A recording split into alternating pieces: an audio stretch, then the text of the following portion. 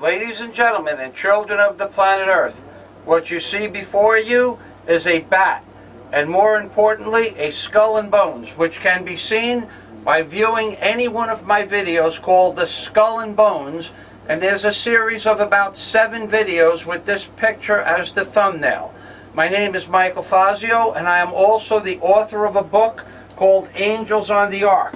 And in this volume of work, which is 1990 page, and available as an ebook by clicking the link under the description, in the description box of all of my videos, I show you what appears as the 4 beasts in the book of Revelation. In my book, I describe these beasts as such, and more importantly, today's dissertation is going to touch on my prediction that Obama would cause the collapse of the American economy.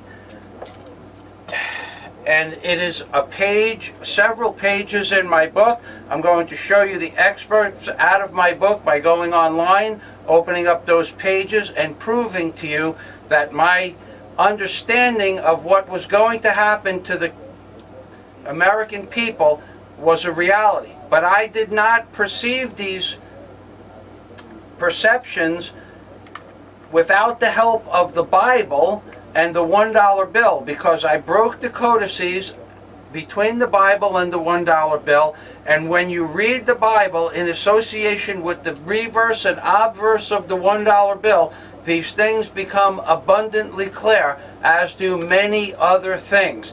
If you understand the codices in the Bible, which I try to explain in my book to the finest detail, how every human being is capable of doing this, then you too can see that there is a code, and that this has been before everyone's eyes for the last 85 years, and no one has seen it, because only the elitists and or the heads of the Catholic Church understand this to be so, and they have kept it from the people because they are all part and parcel of a secret society that dates back tens of thousands of years. And if this was not so, then the Pope would speak to his congregation and say, we demand, we the Catholic community, we the Christian community, we will become friends and neighbors with the Protestant community and demand worldwide that all wars stop. But the Pope didn't do that, because this book that you see before your eyes,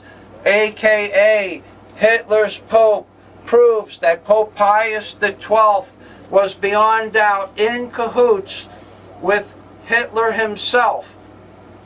And moving past that, we're going to now go to the pictographs that I have picked out especially for you, so that you can see in relationship to the $1 bill how the words in the Bible associate themselves with it. And this is one of the many pictographs that you will see in the volume of my book. This is one of the pictures that I have in the book, and this is actually, if you were to look at this from a vertical view, downward, like this being downward, because a lot of people have trouble with downward. If you were to look at this from a vertical view, this would be the top of a Nautilus's shell, and this would be the eyes of the Nautilus. And there are actually 93 ganglia coming from the sides, and a Nautilus has 93 to, well, somewhere between 90 and 100 ganglia, depending on the Nautilus.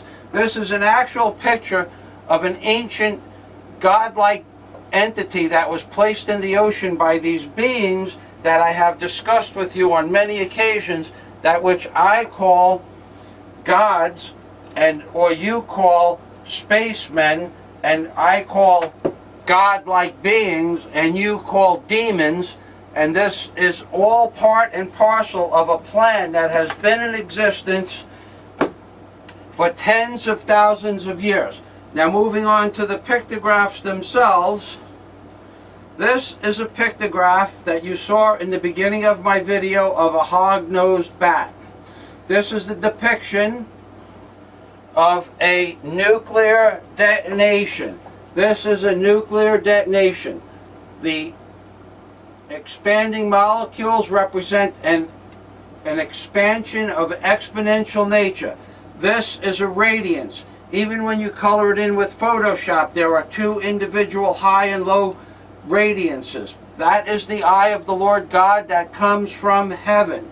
And this is a demon-like entity as the skull and bones, which is also represented as the front of the hog-nosed bat. And this is the bat. Here are the eyes. This is the bones. The skull is fleshless or has no meat on it. Therefore, the skull is bones. Because there is a jawbone and a skull bone, it is plural. This is the skull and bones that is represented on the reverse of the $1 bill. There's a methodology in the Bible that which I utilized to fold the bill in this mannerism to show you that this existed. However, moving to the next picture, this is a picture of a satanic-like entity when you fold the bill in a different way. And by utilizing the words in the Bible and utilizing the $1 bill, you can fold it into these configurations. I'm going to zoom right in on Satan's face. This is a satanic face, ladies and gentlemen. Notice the eyes, and then above the eyes there's a horn there and a horn there. There are two horns. Another set of horns. Another set of horns. If you were to rotate this, well, before we do that, in the fingers, in where the hands are, there are 5 digits. 5 digits, 4 digits and a thumb. At where the feet is, on the bottom that I'm going to show to you right now, and I'm going to blow it up real big so you can see that. On the bottom, there are 5 lines in here. 5 lines in here. There are 5 digits inside this outer hand-like structure. It's almost as if he has an outer hand and a spike. However, when you rotate this item, this looks like what is known as a fleur-de-lis. This looks like what is known as a fleur-de-lis because it is a fleur-de-lis.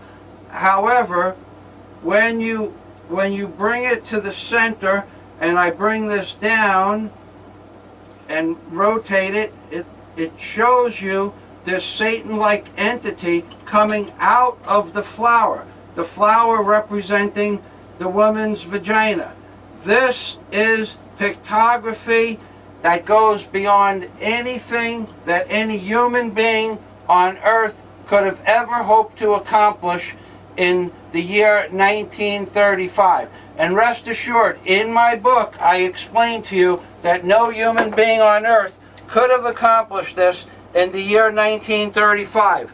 I assure you that we will one day find out that the Living Bible, the $1 bill, King Solomon's Temple, the Ark of the Covenant, and the Great Pyramid were all created by the same entity at the same day, perhaps millions or even hundreds of millions of years ago. This entity that looks like it's hiding his face is when you fold the bill in the exact opposite configuration, as if Satan was hiding his face so you couldn't see him. And in fact, he does exactly this in this caricature of Satan, which I have explained is not a representation of an American Indian. This is a representation that appears to be an Aztec Indian because of the configuration of its war bonnet. The configuration of its war bonnet says that it is a fan-type war bonnet, more likely attributed to the Aztec Indians from tens of thousands of years ago. So what you just saw for the last 5 minutes were representations of Satan. Therefore, if Satan exists on the $1 bill, and he does in many different forms of godlike entities, then Jesus Christ must also appear on the $1 bill, and it, or he does, represented as the word one, which is the first tribe of Judah, and Jesus is the Lion of the tribe of Judah. Now, going to my book, which is the most interesting aspect of this dissertation, I said, if you're going to profess to understand anything at all about God and the principles that Christ spoke of, then you need to have at least 17 degrees in theology and religion. Otherwise, the Catholic Church will not basically listen to anything that you have to say. And if you don't have these degrees, they won't listen to anything that you say. And if you do have these degrees, then you will go along with the Catholic Church because you spent so much damn money studying religion. You don't want to waste all that money, so you'll go right along with the flow. So where exactly then does the truth actually apply to the people of this world? Because it certainly doesn't apply to anyone in religious or theology fields, and that leaves the Vatican itself as a refuge for Satan. And make no mistake about it, I would presume that there is a chamber in the Vatican tombs that has a special room where the Satan, Pope, and Obama play cards on Thursday nights. In the name of the Lord, ladies and gentlemen, in the name of the Lord. And at the bottom of every page, I put Luke 11:46. Luke 11:46 states 99% of all politicians and lawyers are 100% corrupt. That's what Luke 11:46 denotes. And I put that at the bottom of every single page of my book. Going to the